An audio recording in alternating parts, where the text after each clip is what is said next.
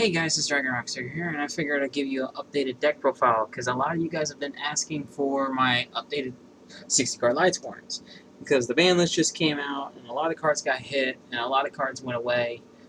Sadly, Collapse Serpent and Witherbuster are gone. Playing 1 in this variant of the deck is not going to work. Playing 3 was actually very neat for each, or playing 2 at least. Most often I only play 2, but there's some times where 3 were kind of needed. But now, since the ban list hit, I had to change the whole entire perspective of the deck. I'm hoping you guys do enjoy. Everything completely has changed in the deck. Lightsworn ratios, Shadoll ratios, things of that nature. I'm starting to bring back Shadoll, so I hope you guys do enjoy that part. Down in the Wrestler, Prankertops, the whole side deck, everything of that is changed. Extra deck's completely changed, so I hope you guys do enjoy this. So yeah, let's go ahead and get started, right? Like always, coming with you with the main deck, extra deck, and side deck, so let's see what you guys think. So first off, we're going to go with the monsters, which is actually a big lineup of monsters. I think it's, like 41 monsters, I believe, something around that range, and then 29 spells, I believe. I'm not completely certain. I'll probably count it afterwards and then let you guys know down in the description down below, so I hope you guys... Let's just go ahead and get started. For the Lightsworn ratio, which is actually a big Lightsworn ratio, it is 3 Raiden, and a Lightsworn. He's your best. He's not the best normal summon of the deck, but he's very good. He's very powerful for certain combos, certain effects. He's decent. You have to play 3 if you're playing any Lightsworn deck. 3 Wolf, self-explanatory. You have to play Wolf no matter what. He's the best mill card of the deck. When he's milled, you just get a free level 4. Double Felice. And the reason why I play Felice again is because of, well, I played Felice back then, but the reason why I'm playing 2 Felice right now is because Double Felice actually helps out with consistency, plus it gives you more mills for Minerva, so I like that. It gives you more mills and draws, so that's what I like about that. Double Lumina, same as always. You gotta play 2 Lumina. It helps you reoccur your Raiden, such it off. Helps you with more turboness. Best part is you always Lumina to a Lumina, Lumina to another Lumina. Once you link away with that the dead Lumina, you just keep going and recycling the Luminas, which is actually very amazing. And then for the last Lightsworn, I play the one Garroth. And the reason why I play Garroth, one perspective, or one reason to be exact, is because when you mill it off with, you have both of these on the field, and you mill Wolf and such, and you get those effects to go off, you get more pluses off of Garroth than expected. For the Shadoll lineup, that's it for all the Lightsworns, which is actually a total of, I think, 11 Lightsworns total, which is actually pretty good for this type of deck. That way you can get Minerva's effect to go off more often. For the Shadoll lineup, it is Double Beast like always. Beast from back in the day. Beast was really good. I got the new Hollow versions, if you guys can see. Beast is amazing. Beast can do a lot of things. You got 1 Squamata. Squamata is always good. Squamata does what he needs to do. The reason why back then I was running 3 Squamatas, I did some research. I think 3 Squamatas is a little bit much. I did some play testing, and so far I think 1 Squamata is good because it can help you send either Beast and your other Shadolls to the graveyard to get their effects. And then 1 Dragon. The reason why I play 1 Dragon is it's an MST. You don't really need more than 1. Now for the level 3, I play Hedgehog. Shadoll Hedgehog I play 2 of. The reason why I play 2, same as Beast, because you want to get that effect to go off, but you don't want always to see it. I like Beast and Hedgehog at 2. Beast because you don't always want to mill it. Sometimes you do just to get that free draw, and then during your opponent's turn you end up using my favorite spell card to help you fuse and get more pluses with 2 of each. Hedgehog can get you Beast, and then you can go on from there. So they have their purposes of being 2-2. 1 Falco. Falco's self-explanatory. Falco is personally not my favorite, but it can get you there in certain things. Because once you fuse with him on the field, he'll come face up, and you get his effect from there. Correct me if I'm wrong on that, because sometimes at certain tournaments they allow me to do that. I don't understand if that's, how its effect will work, but his effect pretty much works based on how it is. I like its effect. I like them. I like them all based on these ratios. Same with the Lightsworns. They both have self-explanatory ratios. Um, I play triple Scorpio, and then the one Cobra, followed by the one Glow Up Ball. Self-explanatory. They both all do their purposes. I'm still playing Prayer Plant over Scorpio until he gets hit. Other than that, he's still powerful effect. He helps you. He helps me turbo out and get me the one spell cards. If I already have them in my hand, I'll get another fusion spell card. I play a lot of them, so it's there. And Glow Up Ball, it's good because it just gives you more link spams, or you can use it for a synchro summon with like Lumina, Wolf, and it, just to summon up my favorite synchro. So it does a lot of. It has a lot of purposes. I don't really use Glow Up Ball that much for the synchro summonings. Even though Trish is back, I don't really play Trish. Sorry guys, I couldn't find a little bit of space. I would love to side deck it, but there's some other things in the spicy text that I want to try out. For the only hand trap I play is Triple Ash Blossom. It's the best hand trap. If you consider Dangers being kind of a hand trap, I do play 2 Danger Mothman. Now, the reason why I consider Mothman being kind of a hand trap because you forcing your opponent, if they choose this, they discard as well as you discard to draw one. Or both of you guys will draw a card, then discard a card. So it forces your opponent to get rid of something they don't want to get rid of. And it's a mandatory effect is what I actually found out. I think it is. But let me see real quick. I think it's a mandatory effect. If you do draw one card, if this card is discarded, you can have both players draw one card and then both players discard. Yeah, it's a mandatory effect. So you have to. You can allow you and your opponent, but both players have to discard. So it's a mandatory effect. So usually more often, I like it. If my opponent chooses him, oh, so be it. We both draw a card, and we both have to discard a card. If I draw, you have to draw, and then we both have to discard, which is this surprising factor of Danger Mothman, which is why it's so good for this type of deck. Because more often, that draw can save you, and usually you're discarding probably a Beast or Falco or something like that you don't really need in your hand at the time. So it gets you there. That's why I consider Danger Mothman as being like a hand trap. Also, thanks to a Bandlist, Performance Damage Dealer went to 2. I like it because it allows you to get more pluses during your next turn. So you have something in the graveyard that can get you there. If you haven't already banished or sent to have these in the graveyard by now. So it allows you to get more occurrences with your other monsters. And then obviously I play the one Trick Clown. I think this is a perfect ratio to me now. I was kind of hoping for this to come back to 2. It was kind of, it was self-explanatory when I was hit back in the day, but it's still good of a card. Hack Tricker is amazing no matter what. 3, I've seen a few people play 3 in some other Lightsworn builds that I've seen online. 3 is a bit too much to me because you'll see it all the time, and you don't want to see it all the time because more often you want to get that other additional normal summon or something like that. Or you want 2 normal summons in the hand. So most often I think double Hack Tricker is fine. Double Damage Dealer is actually now good, and then Trick Clown is Trick Clown. I do play 2 Alistair the Invoker. Alistair the Invoker is an amazing card. I do play the Invoked engine in this deck. The Invoked engine helps promote certain boards. It allows you to get around your negates. It allows you to help your... it allows you to have multiple negates on board, which I actually like. And Alistair, its normal summoning effect is actually really good, but its other effect is really, really powerful. Because I can boost up Construct's attack, forcing it to be double the damage to my opponent, which is actually really good.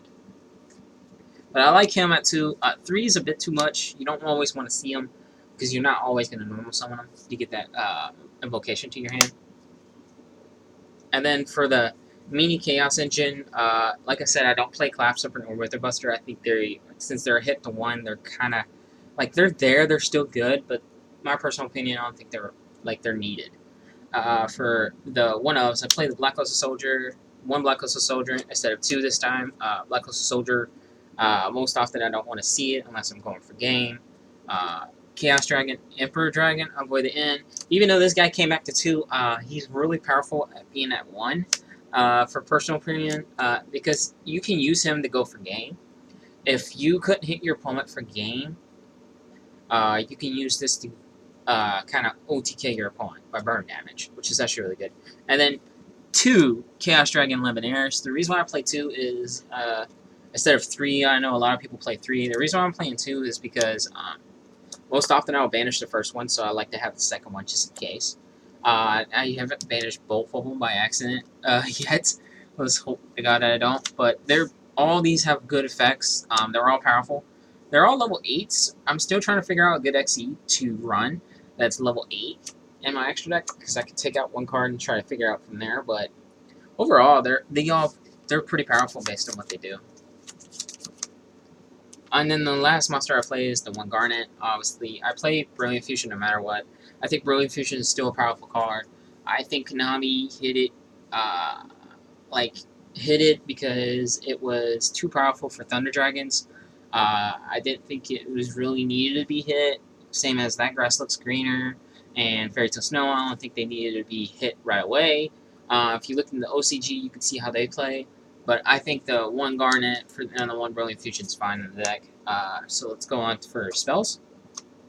For my spell count, 3 Charge of Light Brigade, like always. I like playing Charge. Charge is self-explanatory, and then 3 Solar Recharge.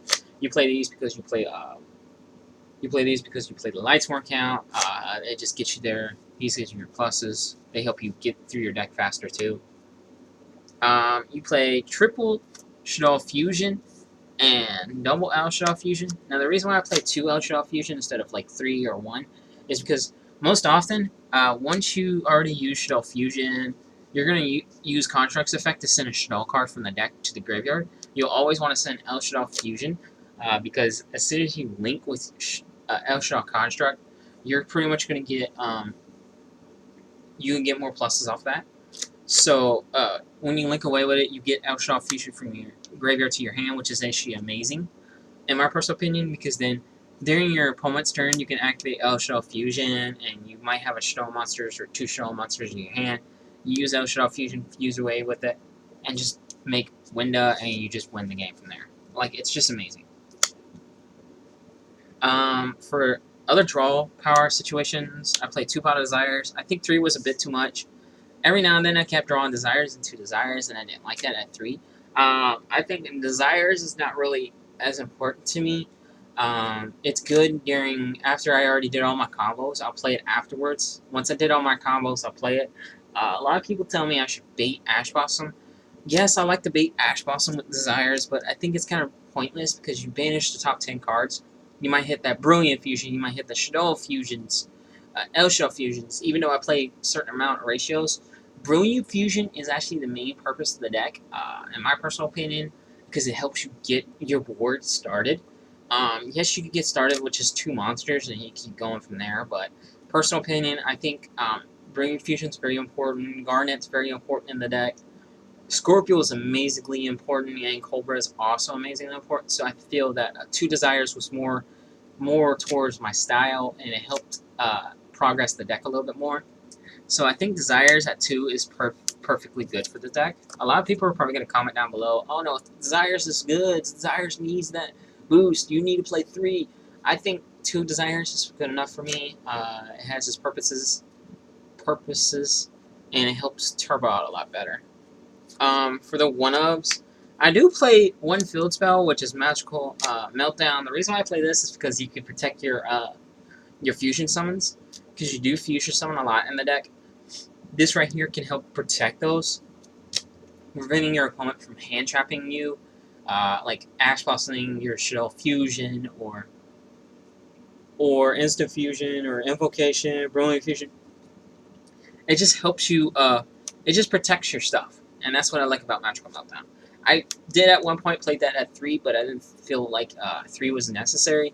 More often I never drew it at 3, but it seems like I draw it at 1 more often than ever, and I don't understand why, but it's pretty powerful how it is.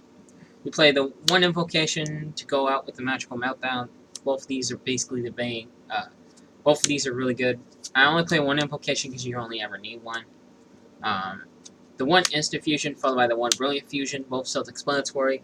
Instant Fusion, you summon the Swamp Guy and then go off from your combos from there. Brilliant Fusion, you summon Gemini's Raptite, you just go off your combos from there, so they're both self-explanatory. Then for the last 2 spells, you play 1 Foolish Burial and the 1 Monster Reborn. These guys are amazing. It's self-explanatory for both. Monster Reborn get some stuff that you need, and Foolish Burial helps you send whatever you need to the graveyard faster. Then for the only trap card I play in the deck, I play the one Shade Brigade, or however you pronounce this guy. Yeah, Shade Brigade. He's self-explanatory. He's your free level 4 monster. Most often you draw him, you use him for link plays, or you overlay him to help you go for the newest guy that came off the ban list, thank God, or some things like that. And he's good for synchro summoning, so he's just self-explanatory. Like, he's another level 4 that I can play for free and not have to worry about anything. I'm going to go with, let's go for the extra deck next. For the extra deck, for my rank 4s, I do play more than one rank 4. I play one Minerva, because it helps you get your meals on, and then the one Dakustood Emerald. He's off the ban list. And I'm looking at Konami like, why? And then I realize it off of House of Champs and SEMO and Team 6 Samurai. They explain why Dakustood Emerald was actually kind of good to come off the ban list. Dakustood Emerald, as a rank 4, it's slow in my personal opinion as well, because your opponent can hit it or your opponent can hurt it. It's self-explanatory. The one thing about Dakustood Emerald most people don't really pay attention is if you Ash Blossom it, you're only ashing the draw power effect. You're not ashing the shuffling effect. I didn't realize that based on what I've researched and tried out. But both of these are self-explanatory. Both are really good. I play Dakustood Emerald for a good reason. It's because you have I have 4 boss monsters I might want to shuffle back into my deck. Or I also have Construct and Winda sometimes if they're in the graveyard. I want to shuffle them back in the deck. Plus, I have Invoked Mechaba. I want to shuffle that back into the deck. That way I can, have my Invocation build be able to still play. Things of that nature. Like I want to make it where I can still summon my extra deck monsters in the mid game or late game. So to me, I think Dakustood Emerald is pretty good for this deck. And Minerva is good because it's Minerva. It's self-explanatory. Like, there's no explanation to her. Then I play the one Synchro. I only play with one Synchro. Warlord Savage. Warlord Savage is self-explanatory. Sorry about the glare. If there's a glare, I've tried to fix it, and it just didn't turn out pretty well. But Warlord Savage is self-explanatory. He's your free negation. He can help you get a good board out. Him and a few other monsters basically is self-explanatory of winning game. Then you play the one Invoke, Mechaba, self-explanatory. He's your one guy that can just give you a free negation. Best part is he banishes the card instead of destroying it, so it makes it where your opponent can't get no pluses if the cards activate their effects, and if they're destroyed, they get their certain effects. So the one Construct and the one Winda, both self-explanatory. If you guys are wondering what rarity is El Shadoll Construct, it is the ultimate rare. I picked this up pretty well. I didn't expect me to get this. Sorry about that, guys. I didn't expect me to get this, but I figured I might as well show you guys that I got me a new upgraded El Shadoll Construct. Construct is amazing no matter what, so I had to get him up in a higher rarity. Winda is self-explanatory because it just helps you stop your opponent from special summoning. Each player can only special summon once. That's amazing, because most often I've pretty much already been done with my turn of special summoning, so I think Winda is really good how it is. Construct is just your free hitter, gets rid of your problematic cards that you can't deal with, so I think it's pretty good. And then you play the one Seraph Knight and the one Mud Dragon, Mud Dragon I believe. You only play these two at one. This for instant fusion, this for brilliant fusion, so they're both self-explanatory. They both have their purposes off of their certain effects. The Swamp Guy, the reason why I like him is because you can change his attribute and you can use Invocation on him, banish him, get more pluses out of it. I do play a decent amount of links, a few more links than expected. I do play Alistair the Invoker, the Link Monster, Link 2. The reason why I play him is because when I fusion summon near his arrows, he can help me get Invocation from my deck to my hand. But sometimes I might not use always, like I said, Alistair the Invoked, or Invoker, the one guy, level 4 monster. I might not always use his normal summon effect to get Invocation from my deck to hand, so I'll go into him and help me go off from there. Plus, usually I'll have Sayuja on board, with his arrow pointing up, and I don't want my opponent to have an arrow, so I usually will link away the Sayujin and summon him, just in case. You know, I don't want my opponent to have that arrow, so I think Alistair and the Invoker is self-explanatory. I do play for the Nightmares, one Nightmare Cerberus, one Nightmare Phoenix, and then the one Nightmare Unicorn. Nightmare Unicorn's the only Link 3 I play, but other than that, Nightmare Phoenix and Nightmare Cerberus both have their self-explanatory effects. Usually when I use their effects, I'm going second, most often. Nightmare Unicorn's good, based on how she rolls. It's just amazing. I think Nightmare Unicorn is really good, and I don't really use his effects often, but I like it because of the arrows, so that's the only reason I usually play them. Phoenix and Cerberus, both self-explanatory. They get rid of your problematic cards you can't get around. So, yeah. Then for my Link 4s, which I do play a decent amount, I play the Mecha Knight, Crusader Ecromax, Boiler Dragon, and then Sayuja Skull Dread. Mecha Knight, Crusader Ecromax. Both those of you guys that know, if you guys watch my channel for a while. Anyways, if you guys haven't been subscribed to my channel, I would recommend probably doing that because I pulled him from one of my box openings. You guys can check down and check out my page. You guys can see that I pulled it from a box. It should be I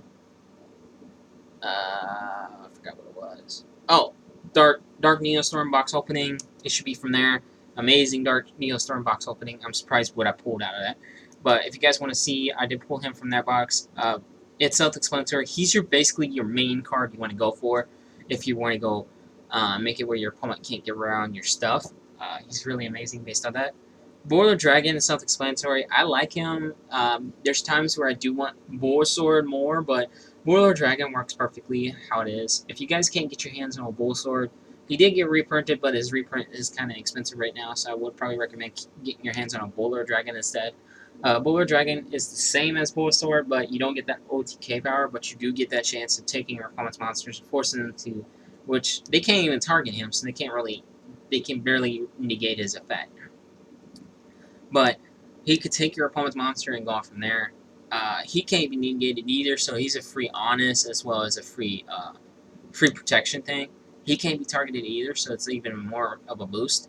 Sayuja Skull Dread is self-explanatory. He's basically your draw 4, your draw power of the deck. He helps you recycle throughout your deck, get you the cards that you need in your hand. So these all have self-explanatory effects. That's it for the extra deck. Now for the side deck. Now there's a few things that I may deck in my side deck because there's certain purposes and certain reasonings. I will go on with my reasonings from there. Also, as you guys can see, I did get the Savage Strike playmat. I did not win it. I just got it for because my YCS playmat is starting to get a little bit messed up.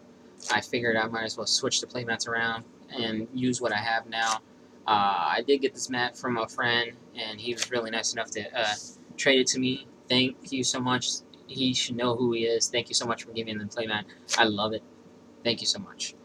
So now let's go ahead and get into the side deck. So for the side deck, I do run 2 Prankotops. Down on Rustwood Prankotops. I do not have the secrets yet. I'm sorry, guys. Secrets are pretty easy to get their hands on, but I can't get my hands on it yet. I will work my way to get me the secrets hopefully soon. But I hope you guys do enjoy the side deck here. Downers Wrestler Prankotops is self-explanatory. Helps you get rid of your problematic cards. Same with like Nightmare, Cerberus, Phoenix, and Unicorn. They help you get rid of your problematic cards. I like him at 2. 3 is a little bit much because you not always want to see him, but he's good how he is. I do run 3 Artifact Lancias. Self-explanatory. Artifact Lancia is really good. Yes, they do not all match. Sorry about that, guys. I couldn't get my hands on. I did pull this one from the Battles Legend box opening. If you guys also want to check that out, be free to check that out. Like I said, it's on my channel, so hopefully you guys can check it out on my channel. Artifact Lancia, I did pull from the box. It was really good of a pull. But it's really powerful still in this meta because Thunder Dragons are still a thing. Konami did not get rid of Thunder Dragons. Thunder Dragons are still popular. It's still a good tier 1, tier 1.5 deck. It's really good at how it goes. So I side decked this in because of that. Yeah. Now, I side decked these guys and another 2 cards because Mystic Mind's still a thing, but I don't want my opponent to get it back to their hand and stuff like that. So I play 2 Cosmic Cyclone to get rid of that. And then for the other back row hate, I do play 2 Twin Twisters. Now, the reason why I did it this way, 2-2, is because Twin Twister is good, but most often you don't want to discard your cards unless it's a key opponent for your combos. And then Cosmic Cyclone, the reason why I rather side deck Cosmic Cyclone over 3 Twin Twisters, and that's why I did it 2-2. Cosmic Cyclone banishes the card, so it gets rid of it off the field. That way you don't have to worry about it later. So say if I was playing against Sky Strikers, which are still a thing, and they play Mystic Mind, I could play Cosmic Cyclone, banish Mystic Mind, so that way they can't get another spell card in the graveyard, so it slows them down. So that's why I play Cosmic Cyclone, because of that. Twin Twister, it is good, and it is powerful against many road decks, but 3 Twin Twisters to me was a bit much. Most often I'm not really going to want to see it. 2, to me, I always see it in my hand at 2 more than I see it at 3. But for now, I think 2 Twin Twisters is fine how it is, and 2 Cosmic Cyclones is self-explanatory to me. I do play, for my traps, I do play Triple Evenly Matched, self-explanatory. It's good against every deck, or mainly rogue decks. It helps you get rid of those problematic fields that you can't get around. I do play